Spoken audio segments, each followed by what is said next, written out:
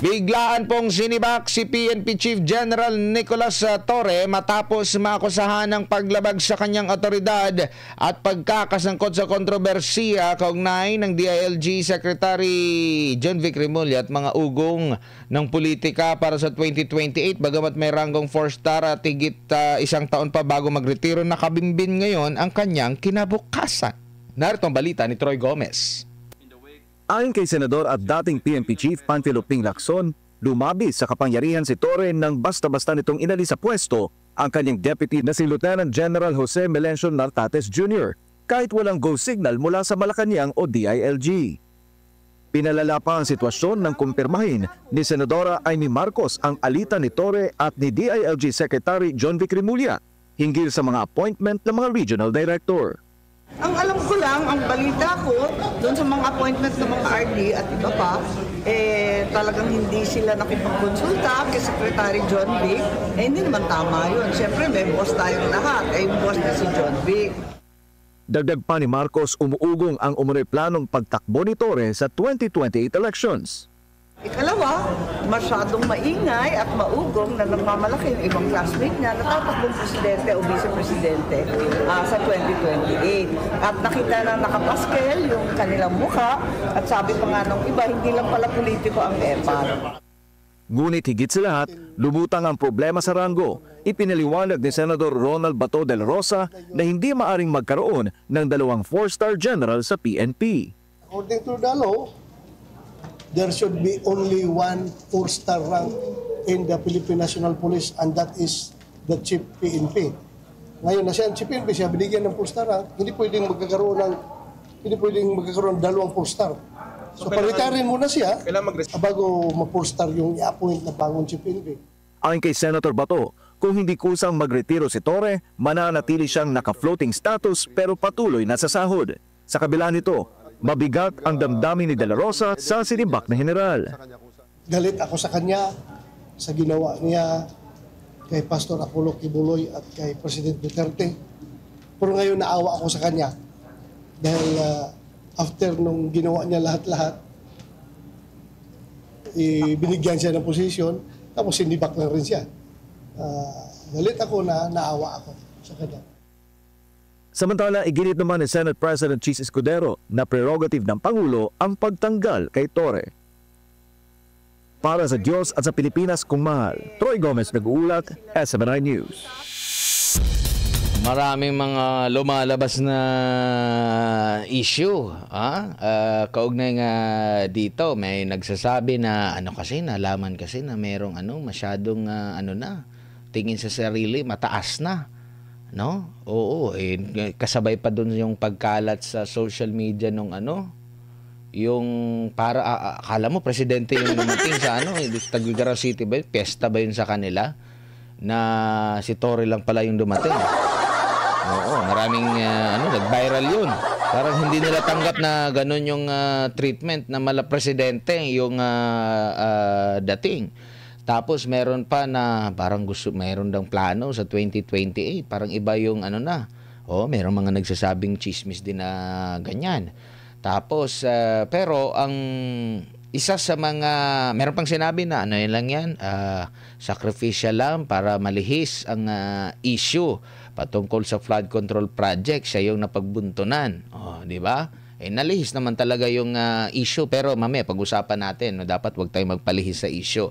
Pero ang isa sa mga malinaw dito na common denominator sa di umano'y dahilan ng pagkaka-tsugi ni Torre bilang PNP chief ay ito nga pong paglampas daw sa kanyang otoridad. Ito po yung sinabi ni Senador Ping Lacson na dahilan ng pagkakasibak, pagkakatsugi sa PNP chief bilang PNP chief nitong si Nicolas Torre III bilang hepe po ng pambansang pulisya.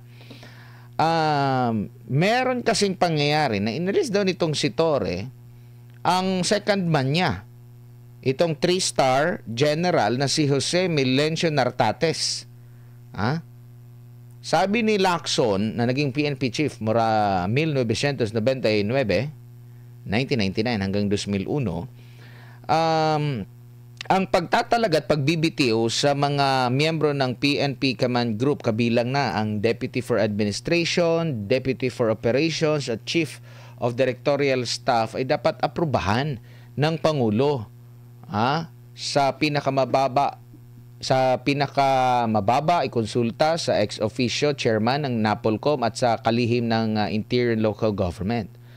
Pero parang nag-decide lang ata itong si Torre na alisin na ang mga posisyon or yung mga opisyal na tanging ang Pangulo lang ang pwedeng makapagbigay ng go signal din. 'Di ba? O itong pagpapaalis kay Torre, discretion ito ng Pangulo din. May approval din dapat ito. So kung napaalis siya, meron ding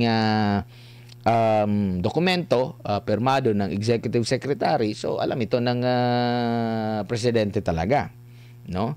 Biruin mo, dinimote mo yung 3-star general. Pangalawa na siya sa pwesto.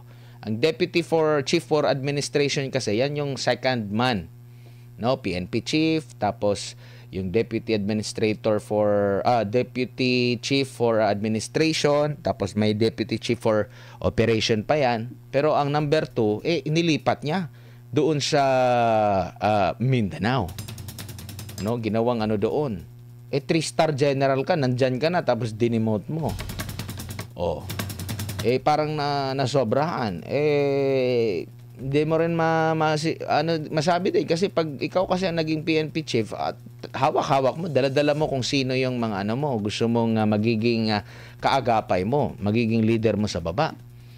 At ganito rin yung nakikita ang sinabi ni DILG Secretary Remulla na yung pagsibak sa pwesto na sinibak sa pwesto si Torre kasunod ng direktiba ng National Police Commission ng NAPOLCOM na baguhin ang kanyang reassignment doon sa 13 mga senior officers.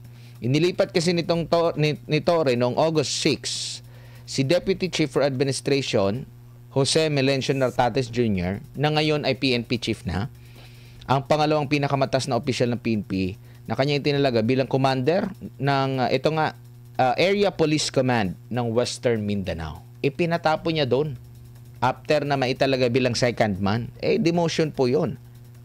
Tapos wala palang approval din ito. Inutusan ng NAPOLCOM si Torre na ibalik si Nartates bilang Deputy Chief at baguhin ang reassignments ng 12 pang opisyal o kung hindi ay haharap siya sa isang administratibong parusa. Pinagsabihan na pala siya. Inalis si Torre bilang hepe ng PNP sa pamamagitan ng isang memorandum kay Executive Secretary Bersamin na may petsang August 25. Pagkatapos nito, kinumpirma ni Remulla na si Nartates nga ang humalili. So tingin ninyo, kaya ang matinding dahilan, ito 'di ba nabanggit nga ni Remulla isang aso, attack dog. Itong si Remulla, mabuting aso ba ang tawag nila doon? Oo. Biruin mo, ang dami ng ginagawa niya. Meron pa siyang 5-minute response na nako-question din kung ano ba talaga yon, effective ba talaga yon. Tapos meron pang pa-boxing na alam naman niya na wala naman dito. Meron pang permado, meron pang ipinakita na permado na pero naghamon pa rin siya doon sa boxing. Naglikom pa. Ni-utilize pa yung mga pulis. Mas marami dun sa audience, mga pulis ata Meron pang nagbantay sa labas ng mga pulis. Imbis na magbantay sa kalsada, kaya naman sigurong bantayan ng mga gwardiya ni Torre yung mismong event siguro. Pero parang mas marami pa yata yung mga pulis. Inobliga ba na manood dun sa boxing na yon? Imbis na yun, ipakalat mo na lang para dagdag na tagatingin laban sa mga kriminal sa lansangan. Pero yun nga yung nangyari po mga kapartner. 'Di ba? Pero sabi naman ni wala daw nalabag na batas. Walang nalabag na batas. Pero chinugi sa PNP chief. Meron daw offer sa kanya na bagong posisyon. Walang ibang ano ba ang magiging choice? Sa pagkakaalam ko, isa lang ang pwedeng 4-star general. So, habang hindi siya nag-early retirement or hindi siya nag-resign, floating lang yung kanyang status, 4-star general pa rin siya. Yung inilagay na PNP chief, 3-star, hindi sila pwedeng dalawa sila. Di ko lang alam kung anong desisyon nito ni Torre, kung mananatili ba siya. Kasi kung mananatili siya, floating siya, wala siyang posisyon siguro kung wala siyang tatanggapin. Kasi hindi na siya PNP chief eh. Alam may ilagay pa siya doon sa Davao City Police Chief. 4-star general siya, yung sahod niya pang 4-star general. Nasa sa kanya kung mag-early retirement ba siya. Kasi minsan na rin nangyari ito eh. Na mayroong isang sa panahon ata ni, sino ba? Panahon ata ni kung di ako nagkakamali, Purisima. 'Di ba? Na hindi niya natapos yung kanyang termino talaga bilang kasi pinalitan na siya dahil doon sa kontrobersya ganito ganyan. Pero ibang din yun eh, ibang kaso din yun eh. Pero dito, kung hindi siya mag-re-retiro ng early o di kaya meron pa kasing isang taon ata, parang siya yata yung pinakauna nga PNPA na naging PNP chief. Meron pa palang mga natitirang PMAer, no? So siya yung pinakauna, tapos hindi nga nag 100 years. 100 years, 100 days, no? So kung hindi siya magre-retiro, floating lang talaga siya. Parang na siyang nasa rainbow. Nag-i-slide sa rainbow. Kung ganon. Kasi isa lang yung pwedeng maging PNP chief na isa lang yung pwedeng maging 4-star general. Pero kung totoo man na meron siyang alok na bagong position sa kanya, ang sinasabi naman ng ibang mga kritiko ay talagang demotion ito sa kanya. Para siyang naging basahan na after na ginamit ay itinapon na lang na basta-basa. Kasi 200,000 yung stronghold mo ng pinamunuan mo, bigla kang maibaba. Yan yung nakikita ng ilan sa mga observer dito na demotion na yan, yung mga malinaw na demotion yan, yung pagtanggal sa kanya tapos pag-alok sa ibang pwesto. Kasi ang pinakamataas na posisyon kung ikaw ay isang police official, magiging official ka, mag-uumpisa ka lieutenant 'di ba? Hanggang sa magiging 4-star general ka is yung talagang pagiging PNP chief, no? Pag ikay active, 'di ba? Pagiging 4-star, yan na yung pinakamataas. Kung ilalagay ka sa iba, maituturing, sabi ng mga observer, na yan, parang demotion. Karapat dapat ang pagkatanggal kay Nicolas Torre III bilang hepe ng Philippine National Police. Ayon kay Salvador Panelo, hindi naman naging kanais-nais ang record nitong si Torre daw, at kulang ito sa kwalifikasyon pagdating sa performance at disiplina. Halimbawa na rito ang pagsunod ni Torre sa mga illegal na utos gaya ng pag-atake sa The Kingdom of Jesus Christ. Kasama na rin dito ang illegal na pag-aresto, detention at paglilipat kay dating Pangulong Rodrigo Duterte. Yan nga minsan pa niyang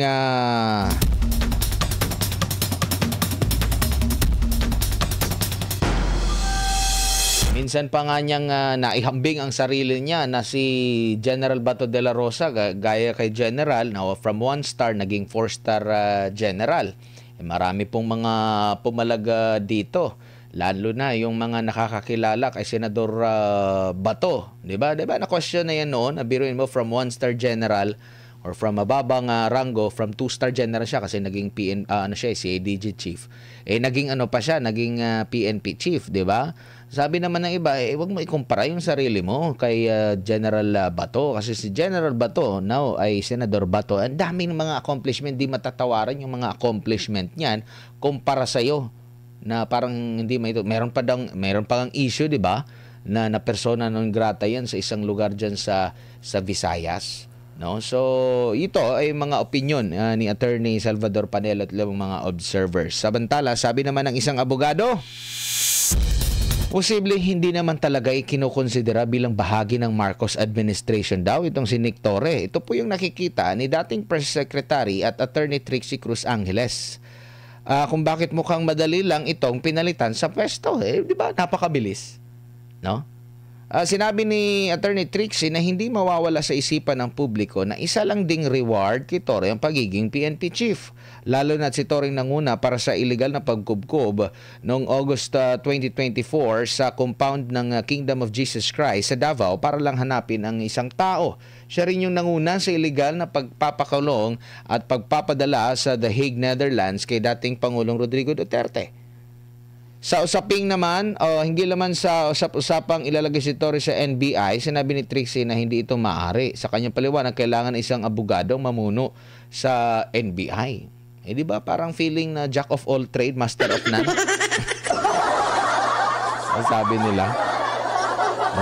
Ano ang masasabi ninyo, Bayang Pilipinas?